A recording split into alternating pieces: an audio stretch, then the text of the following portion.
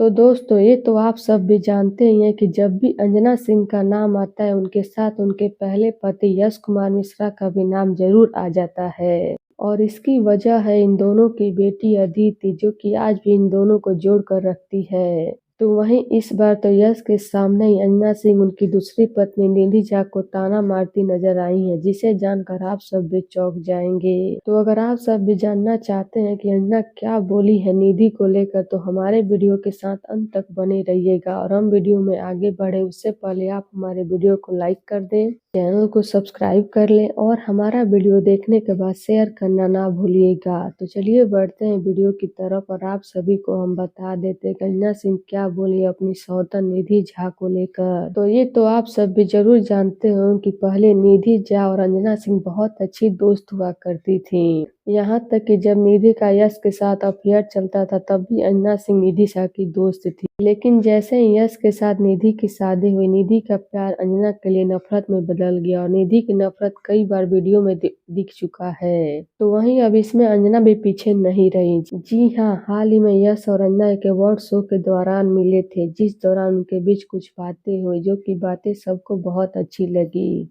लेकिन उसी दौरान अंजना निधि को ताना भी मार दी। जी हाँ, अंजना यश से बोली कि मुझे खोकर तुम्हें क्या मिला। जी हाँ, ये लाइन बोलकर अंजना ने निधि को ताना मार दिया और इससे साफ पता चल रहा है कि अंजना के दिल में भी बहुत बातें हैं निधि और यश को लेकर, लेकिन वो विवाद नहीं करना चाहती इसलिए वो नहीं बोल रही हैं। इस वजह से वो चुप्पी साधे बैठी हैं और अभी हाल ही में यश अंजना को लेकर निधि के पॉडकास्ट में भी बात किए थे। तो अब इस पर आप सभी का क्या कहना है? क्या अंजना सही की है सरेआम निधि को ताना मार के? अपनी राय कमेंट बॉक्स में जरूर दीजिएगा। धन्यवाद।